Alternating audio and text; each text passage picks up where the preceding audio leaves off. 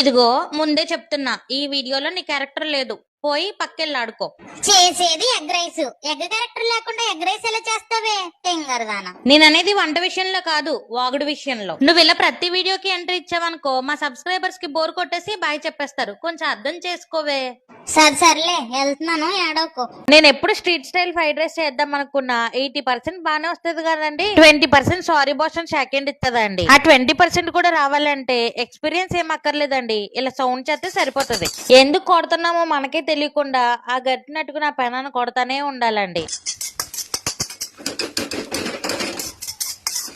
ఆ కొట్టినప్పుడు సౌండ్ ఎలా రావాలంటే, మీది ఓన్ హౌస్ అనుకోండి, వీధి చివరి వరకు వినపడాలి. అదే మీది ఫ్లాట్ అనుకోండి, ఫస్ట్ ఫ్లోర్ నుంచి 5th ఫ్లోర్ వరకు వినపడాలి. ఒక్క మాటలో చెప్పాలంటే, మొగుడు పిల్లలు గొడవ పడి గరిట్లు గిన్నెలు ఇసురుకుంటున్నారా అనుకోవాలండి బయట జనాలు. ఈ మాత్రం సౌండ్ చేయడం వచ్చిందంటే మీకు perfect street style fried rice వచ్చేస్తుందండి.